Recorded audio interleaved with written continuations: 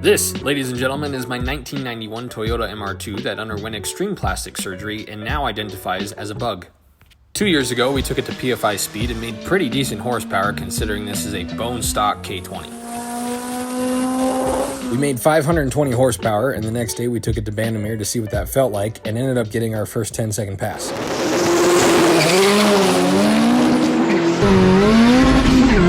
Dude! You win a 10! Yeah, no burnout or nothing! Just win 10 seconds! After showing the internet my poetic side and shedding a few tears of joy, our 15 minutes of glory was up and the quest for a 9-second pass had begun. However, we added no horsepower to the car, so trying to shave a full second off of its time was going to be difficult. So, we added a secret weapon.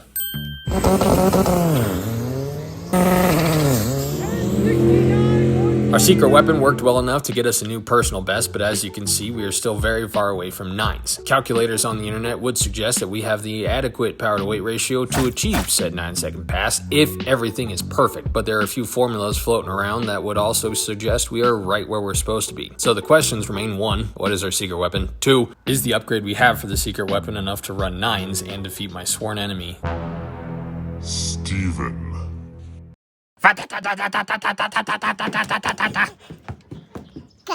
Car.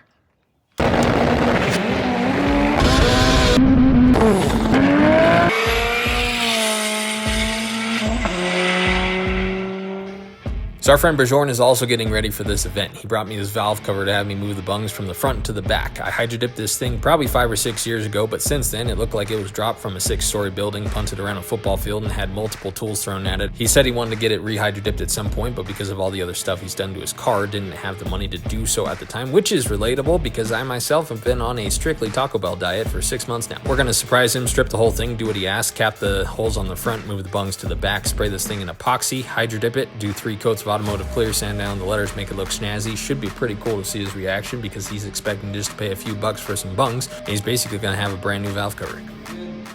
Couldn't even tell there were holes up front no more. That looks good, everything looks good. So he's coming to pick this up today. Brother. Brother. You didn't have to go and do all that. God bless. So I drilled the baffles out just because we weren't gonna use them anyways, and I didn't want sand to be in there. Then plug the holes. Dude, you're a legend.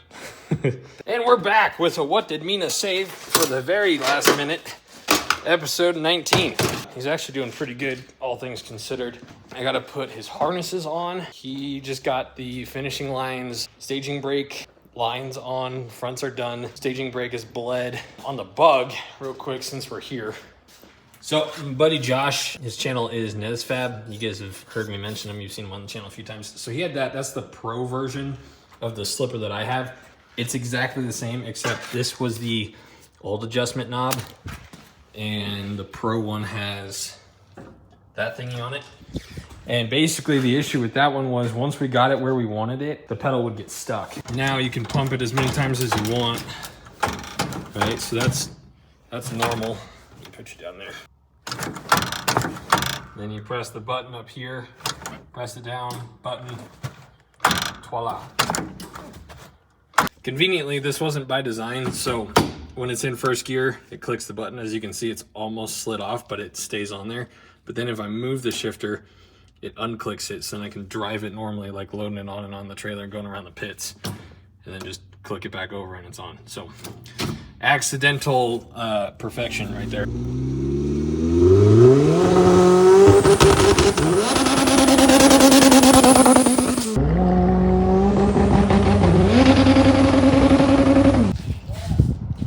Okay, ram, slowed it. I was just checking for leaks. Yeah. Just came over here to give this guy a purple nurple. Ah!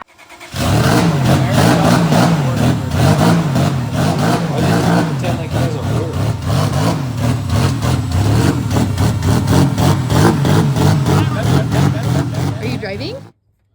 Say beep beep.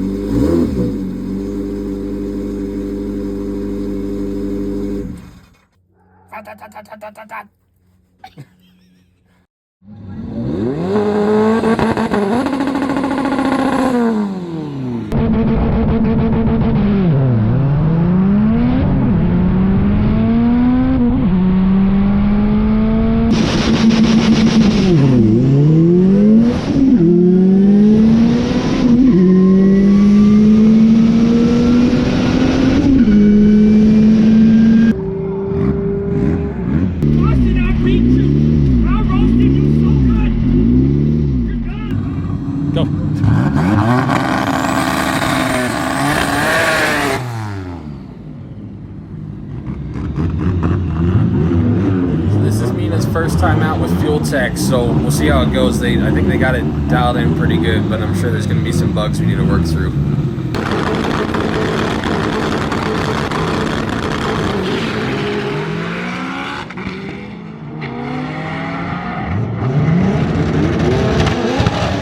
Usually runs high 9s, and that doesn't quite look like a 9. Nope.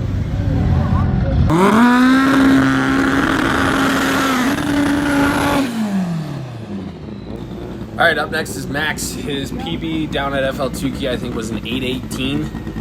So we'll see how it does. I think this is either I don't think the motor's new, but I think it's been refreshed. So we'll see how it does up here at altitude.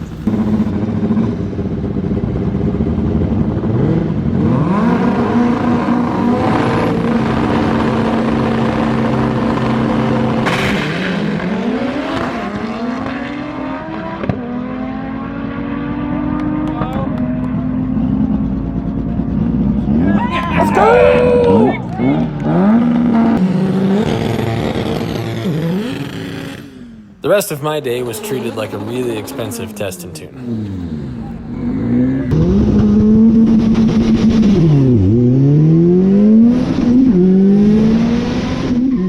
We began to notice a few things. First thing we noticed was the clutch engages so high up on the pedal's travel that we have to slow the slipper down a lot to get that last inch of movement to actually slip the way we want it to. The second thing we noticed is by slowing it down that much, even with the new adjustment valve, the pedal started to get stuck on the floor again.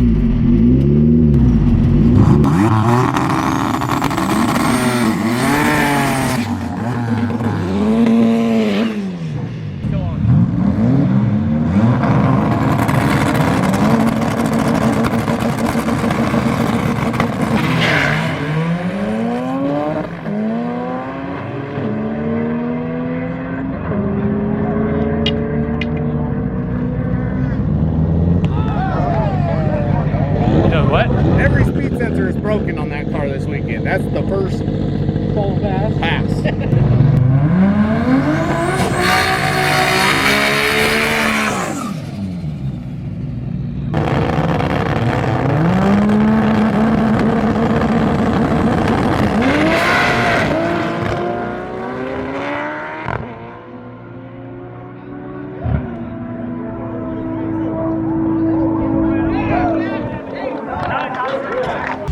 Is this the car you're racing next to? Yeah. Oh shit. Good luck. Thank you. That was a real confidence booster. All right, round one of eliminations. We're going up against a turboed all-wheel drive K-Series RSX. We adjusted the slipper a little bit, but as I mentioned earlier, as we make it slower, it starts to get a little sticky, so we'll find out what happens.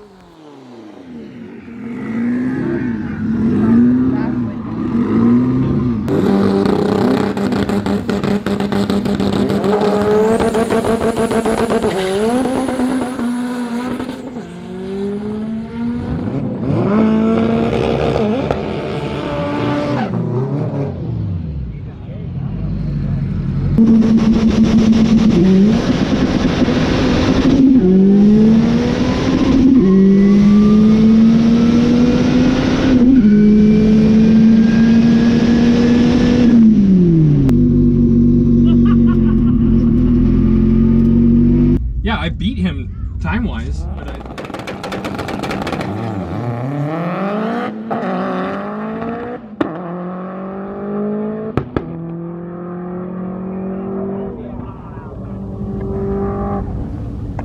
What do you run? 1064. You could have ran that one I ran. You know what's dumb is, yeah, me and you both could have, not dumb, but me and you are competitive. Yeah. Like, my best is a 1068. He went 1040, like, we could have been right there with him. Yeah. So you won? Gosh dang it. Huh? You won? Killian won, yeah. Nice. Yeah, that's sick.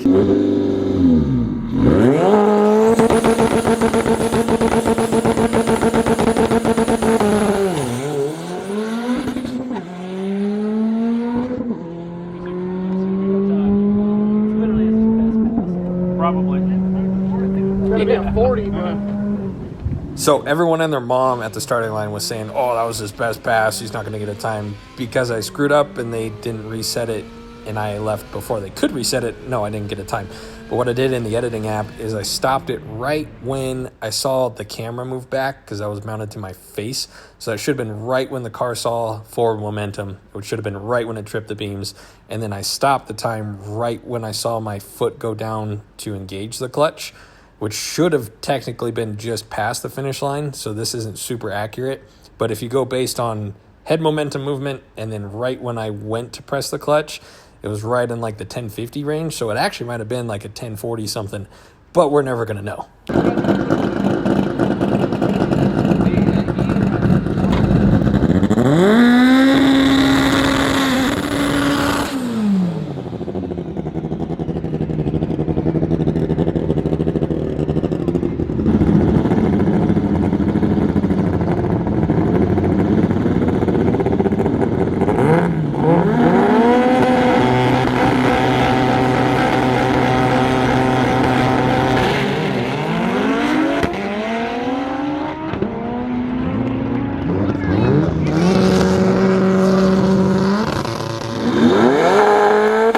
Testing team pass, we're doing no slipper because I got tired of the slipper doing what it was doing, and you're about to see how incredible these axles we bought actually